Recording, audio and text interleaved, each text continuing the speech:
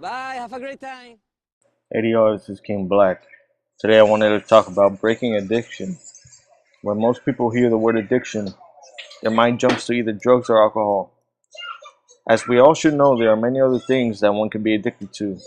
Violence, porn, caffeine are other examples of what one can become addicted to.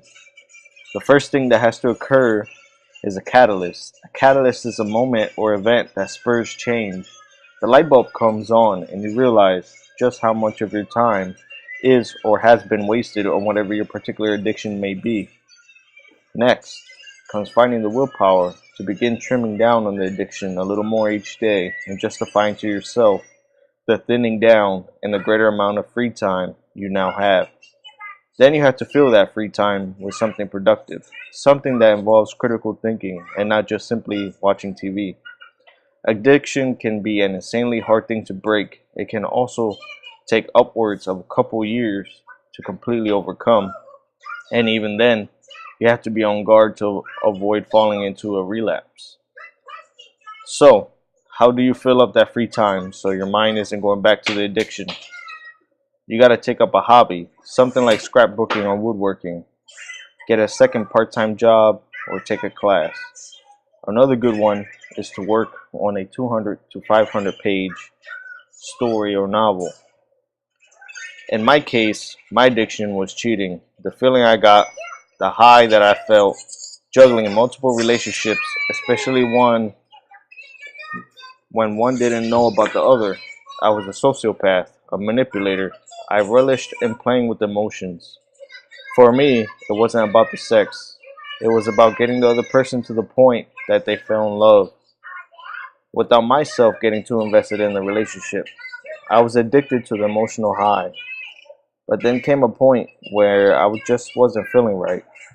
I realized how much of my time and effort I was applying to keeping three relationships open.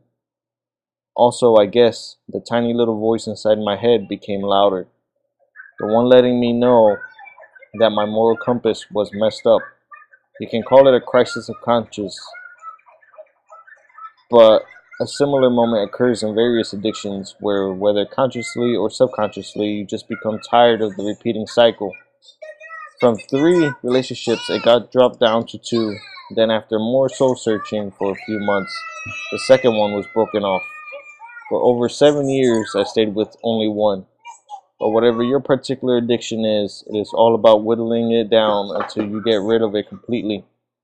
It isn't necessarily a fast or easy process, but you got to put work in. And at the end of that road is freedom. For those with more serious addictions, it may require outside help, such as counseling.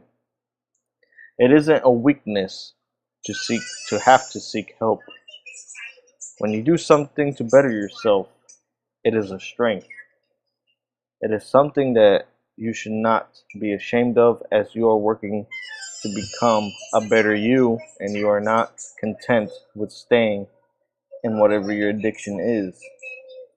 Porn is an especially hard addiction to break.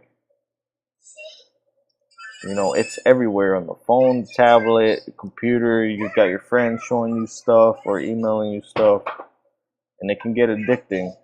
But the time that it eats out of your day is just not worth it. You become unproductive, you become lazy, you just become burnt out, and you look back and you say, where did my day go? So become a better you. Take your first step to breaking an addiction.